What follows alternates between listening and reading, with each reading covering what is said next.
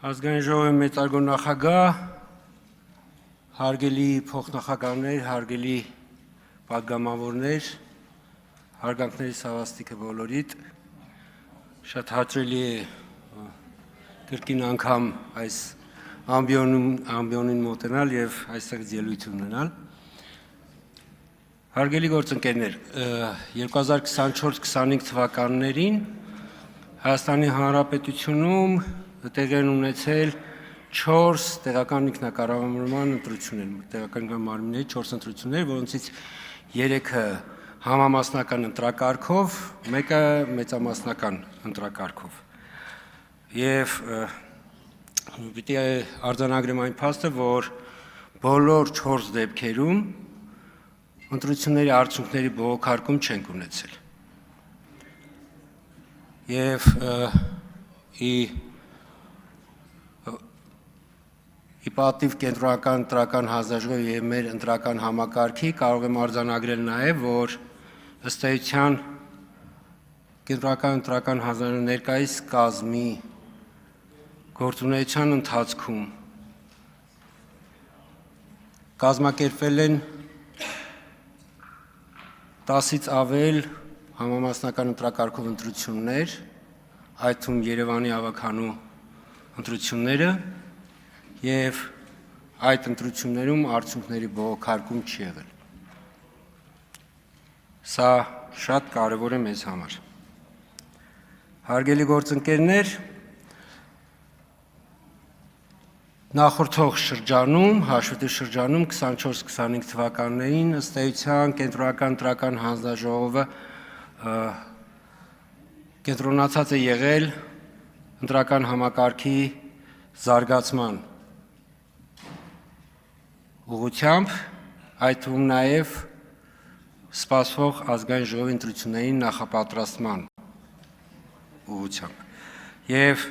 2025 թվականի ապրիլին կենտրոնական ընտրական հանձնաժողովը ընդունել է 2025-28 թվականների զարգացման ռազմավարական պլանը։ Եվ ռազմավարական պլանով մենք ուղղակի արձանագրել ենք մեր առաջնային առաքելությունը, այն է ժողովրդի իշխանության իրացում, ազատ, արդար, թափանցիկ, մրցակցային, ժողովրդավարական, միջազգային չափանիշներին համապատասխանող ընտրությունների և հանրաքվեների միջոցով։ Հանձնաժողովը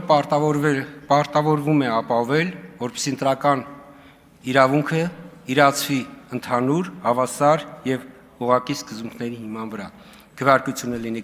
գաղտնի, ընտրական իրավունքը պաշտպանված, ընտրական գործընթացները հրապարակային, թափանցիկ և հաշվետվողական։ Հանձնաժողովի նպատակն է ապահովել ընտրական համակարգի նկատմամբ վստահելիության շարունակական բարձրացումը։ Այստեղ մեզ համար, կոնկրետ կենտրոնական ընտրական հանձնաժողովի համար շատ կարևոր է, որպեսզի ընտրությունները ավարտվեն քվեարկության փուլով։ Մենք այս մեր գերնպատակը փորձել ենք պարզ ձևակերպել՝ ընտրությունների ավարտ քվեարկության փուլով։ Ինչ է սա նշանակում։ Սա նշանակում է, որ անկախ այն հանգամանքից, թե քարոզարշավի, մինչ քվեարկությունը ընտրական պայքարի փուլում ինչպիսի քաղաքական իրավիճակը, քաղաքական կուսակցությունները, մասնակիցները ինչպիսի սրությամբ կբանավիճեն, կմրցակցեն, որպեսզի ընտրությունները այնպես կազմակերպվեն, որ դրանց արդյունքները որևէ մեկի մոտ կասկած չհարուցի։ Եվ սա մեզ համար ամենակարևոր առաքելությունն է, որովհետև եթե ընտրական համակարգին, կենտրոնական ընտրական հանձնաժողովին հաջողվում է ընտրությունները այնպես կազմակերպել, որ արդյունքները մասնակիցների կողմից, հանրության կողմից ընդունվում են անվերապահորեն, ուրեմն կենտրոնական ընտրական հանձնաժողովի և ընտրական համակարգը կարող ենք ասել, որ հաջողել է։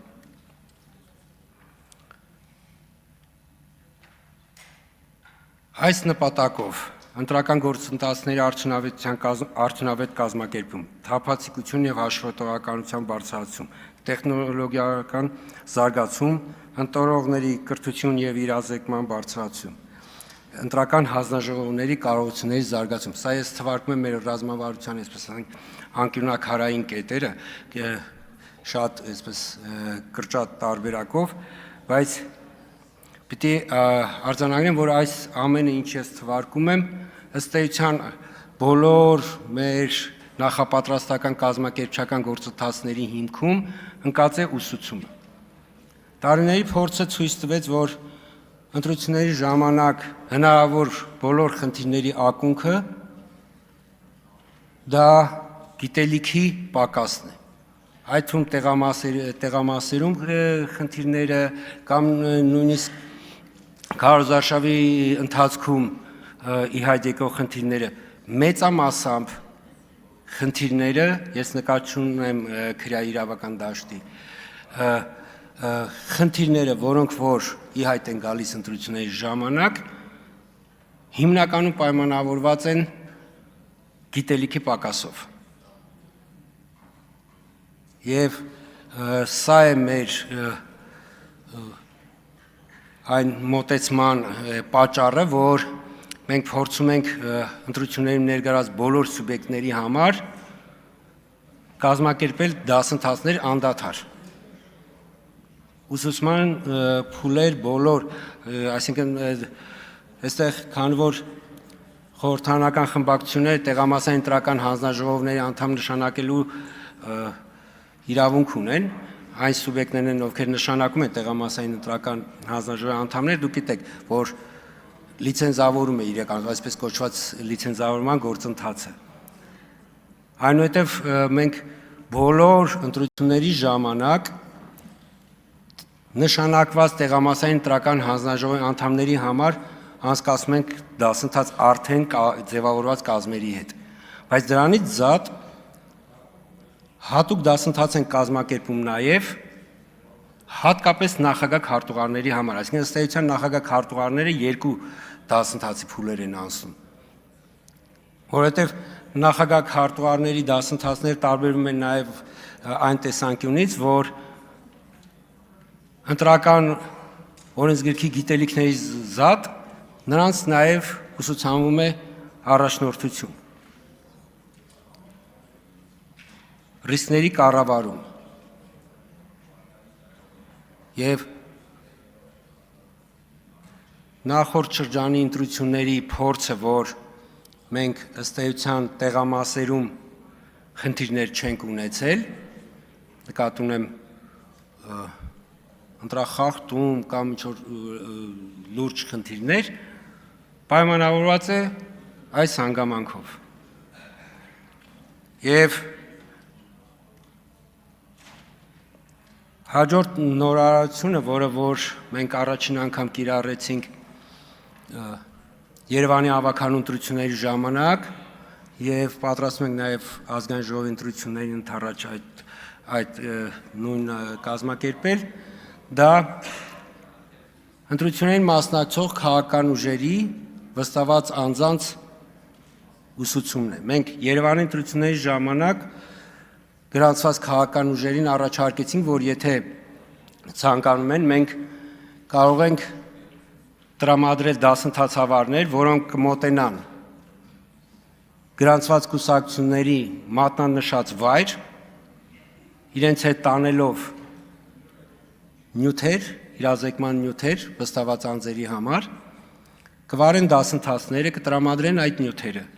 եւ մեզ որևէ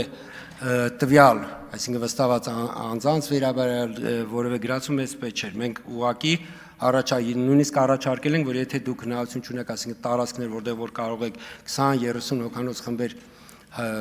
հավաքել, մենք կարող ենք նույնիսկ տարածքի հարցը լուծել։ Ազգային ժողովի ընտրությունների պարագայում այս մոտեցումը մի փոքր պարտադրված ենք խմբագրել, որովհետև ծավալները ամբողջ հանրապետության տարածքով մենք մեր դասընթացավարների միջոցով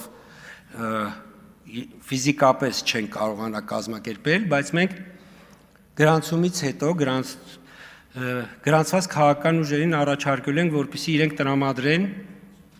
իրենց դասընթացավարներին։ Եվ միջազգային գործընկերների հետ համագործակցությամբ մենք կկազմակերպենք դասընթացավարների դասընթաց, այդ թվում նաև վերջում որոշակի ստուգարք կիրականացնենք եւ կտանք նաև վկայականներ, որ իրենք դասընթացի անցած տվյալ մասնակիցները կարող են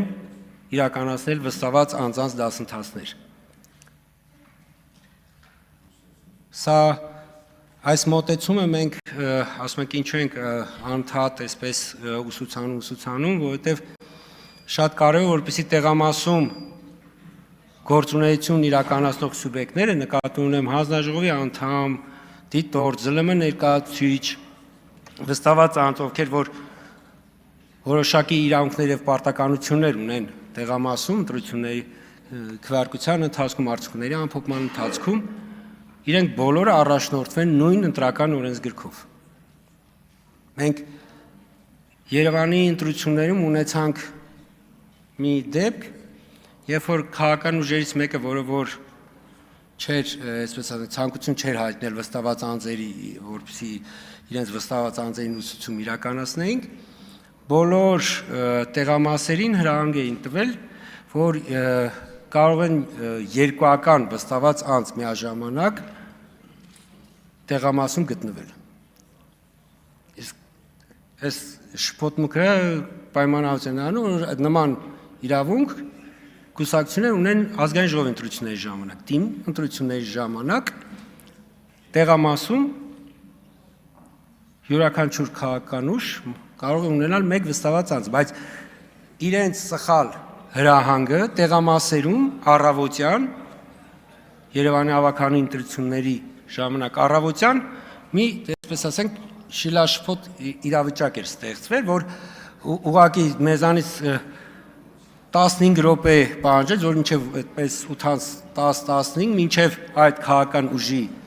բոլոր վստահված անձերը, որոնք երկուական էին ներկայացել տեղամաս, իրենց արդեն իսկ շտաբից հետ հրահանգ ներկայացնեին, որպեսզի այդ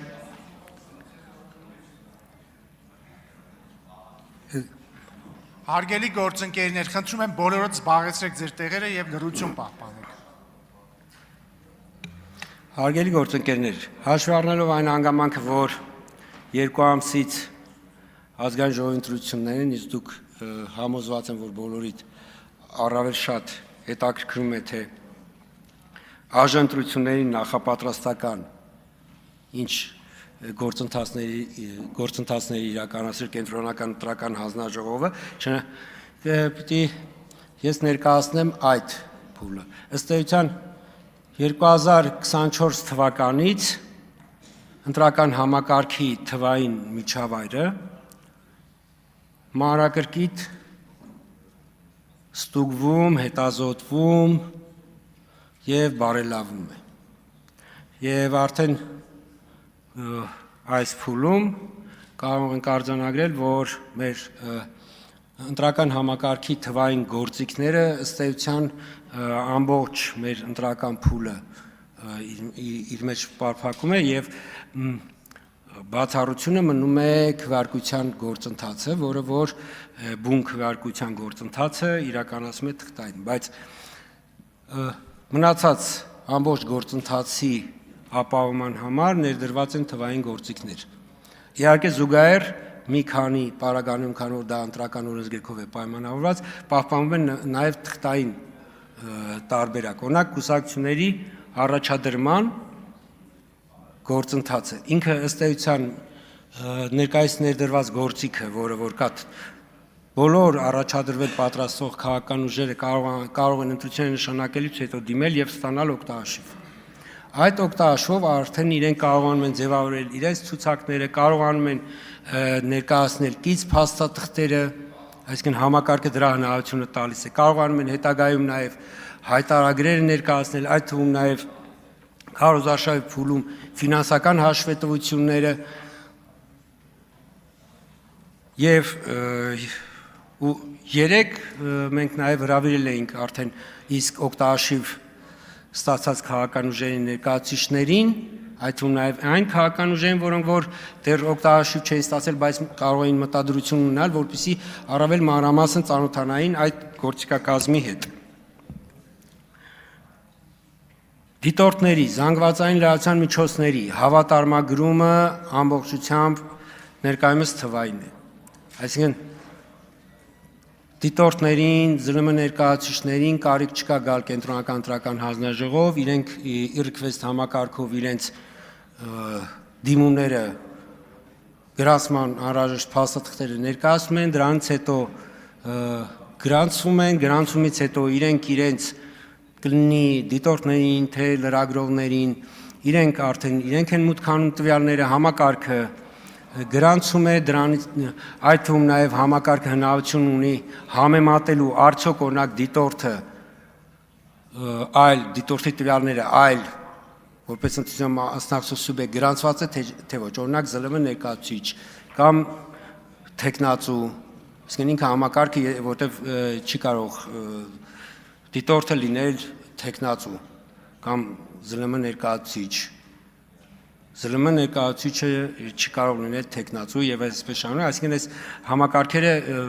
ստուգում են եւ նոր միայն գրանցում են, արդեն անհատական գրանցումներն է տեղի ունենում, վկայականները ինքնաշխատ կերպով են գեներացվում,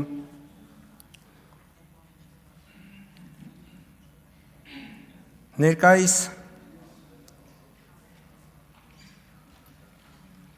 համակարգում բարելավումներից մեկը վերաբերում է նաև քվեարկության օրը, այսինքն քվեարկության գործընթացի եւ արդյունքների ամփոփման գործընթացի ուղիղ հեռարձակման այս համակարգի ընդլայնմանը։ 21 թվականի ընտրությունների ազգային ժողովի ընտրությունների ժամանակ հարգելի գործընկերներ, ըստ էության հեռարձակում ապահովել է ընտրողների 97%-ը ներառող շուրջ 1500 տեղամասերից, առաջիկա ընտրություններում հեռարձակումը կապահովի ընտրողների ավելի քան 99%-ը ներառող շուրջ 1800 տեղամասերից։ Այստեղ կարող եմ ասել, որ այն փոքրաթիվ տեղամասերն ուղղակի ինքը բարձրադիր հեռու գյուղական բնակավայրերն են, որտեղ ուղղակի հեռարձակման ապահովումը, ասենք պատկերացեք 20-30 ընտրող ունեցող բնակավայրերի տեղամասերն են, որտեղ որ եթե մենք այդտեղ էլ փորձենք հեռարձակումը ապահովել, ապա ծախսի ինքնարժեքը կարող է մինչև 1 միլիոն եւ ավել դրամ կազմել, այսինքն այդ հեռարձակման ապահովման ծախսի։ Այդ իսկ պատճառով այս մոտեցումն է ընկալվել մեր կողմից, որ ավելի արդյունավետ կլինի։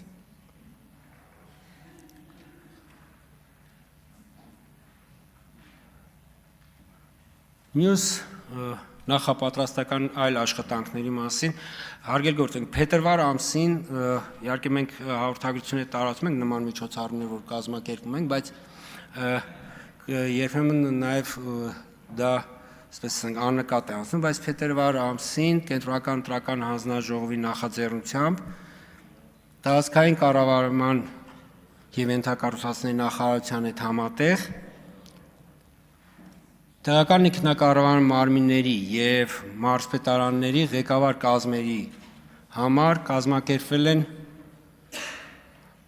այսպես ասենք աշխատաժողով դասընթացներ։ Դրանք նպատակ ունեին երկու խնդիր լուծելու, որ ինչպես հայտնի է, թիմ մարմինների ներկայացուցիչները, համայնքի ղեկավարները, մարզպետները կոնկրետ պարտականություններ ունեն ընտրությունների կազմակերպման շրջանում։ Եվ այդ աշխատաժողովների նպատակը բոլոր պատասխանատուներին եւս մեկ անգամ ներկայացնել իրենց պարտականությունները ճիշտ կազմակերպման ընտրական օրենսգրքով պահանջվող անհրաժեշտ փաստաթղթաշրջանառությունը ճիշտ կազմակերպելը եւ որովհետեւ երբեմն այնպես է ստացվում, որ նույն թիմ մարմինները, որոնք որ օրինակ 5 տարին մեկ են, ասենք, ընտրություններ կազմակերպում գործընթացին առնչվում, այն պաշտոնյան, որը որ այսպես են պիտի այդ որոշումները կայացվի, ինքը նախկինում դրանով զբաղված չի լինում, փորձում են հին որոշումների հիման վրա կազմակերպել, հին որոշումները բնականաբար օրենսդրության փոփոխությամբ այլևս արդիական չեն լինում եւ մենք ունենք իրավիճակ, երբ որ այսպես ասենք, անընդհատ վերադարձնում էինք գրությունները, ասում էինք ուղղել, պահանջում էինք ուղղել, որովհետեւ նման երևույթների հետ չբախվենք, ի սկզբանե բոլորը իրենց պարտականությունների մասին պատշաճ եւ ճշգրիտ իրազեկված լինեն, մենք կազմակերպել ենք այդ աշխատաժողով, բայց այդ աշխատաժողովի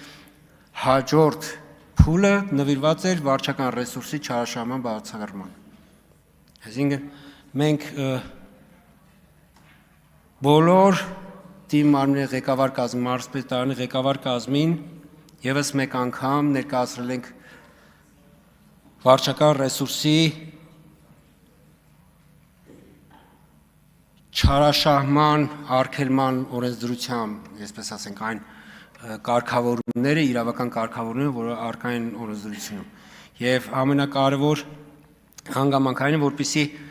պաշտոնատար անձինք վարչական ռեսուրսը, այսպես ենք, չընկալեն, որ ասենք ինչ որ դեպքերում կարող է ունակ, ասենք, դե մանրուք է, մենք դա ենք բացատրում, որ չկա մանրուք։ Ընտրությունների շրջանում չկա մանրուք եւ պետք է բացառի վարչական ռեսուրսից ցանկացած չարաշահում։ Այդ թվում տրամադրվել են նաեւ հատուկ ձեռնարկներ, որ ձեռնարկները մշակել էր Արտադատության նախարարությունը, բայց Կենտրոնական ընտրական հանձնաժողովը եւ IFS-ի մեր գործընկերների հետ համատեղ, այսինքն բովանդակությունը ձևավորվել էր համատեղ, Արտադատության նախարարությունը այդ ձեռնարկները նաեւ էլեկտրոնային եղանակով տարածել է բոլոր պետական մարմիններին։ Հարգելի գործընկերներ, հաղորդման մեջ ներկայացված են ընտրություններին, մասնագիտական դասընթացներին վերաբերվող, այսինքն 24-25 թվականներին վերաբերվող մանրամասն վիճակագրություն, դա ձեզ համար կարող է օգտակար, այսպես ենք, հետագա ձեր գործունեություն կազմակերպել տեսանկյունից կարող է օգտակար լինել, ես ուղղակի այդ թվերին չեմ անդրադառնա, չեմ ծանրաբեռնի ձեզ եւ որպես խոսքիս ավարտ, հարգելի գործընկերներ, պիտի արձանագրեմ, որ Կենտրոնական ընտրական հանձնաժողովը հանձնառու է եւ ապահովելու է, որպեսզի ինչպես առաջիկա ազգային ժողովի ընտրությունները, համբել մնացած բոլոր ընտրությունները լինեն ազատ, արդար եւ թափանցիկ, որպեսզի արդյունքները լինեն մեկ ձայնի ճշգրտությամբ, որպեսզի անկախ այն հանգամանքից, թե քարոզարշավի ընթացքում մինչև քվեարկությունը մրցակիցները որքան սուր ռետորաբանություն կօգտագործեն մեկը մյուսի նկատմամբ, արդյունքները ամփոփելուց հետո միմյանց շնորհավորեն, քանի որ այդ արդյունքները, որոնք ձևավորվելու են, միանշանակ է, որ լինելու են ՀՀ քաղաքացու կամքը եւ սրանում կասկած լինել չի կարող։ Ես այս ամբիոնից 22 թվականի հոկտեմբերի, երբ որ առաջադրել եմ այդ հանձնառությունը ստանձնել եմ ու քանի դեռ իմ մանդատը շարունակվում է, ես կրկնում եմ իմ հանձնառությունը։ Բոլոր ընտրությունները, որոնք Կենտրոնական ընտրական հանձնաժողովը կազմակերպելու է, լինելու են ազատ, արդար, թափանցիկ եւ արտահայտելու են Հայաստանի Հանրապետության քաղաքացու կամքը։ Այսքանը, շնորհակալություն։ Հավանիչ տեսանյութը եւ բաժանորդագրվիչ նորությունները բաց չթողնելու համար։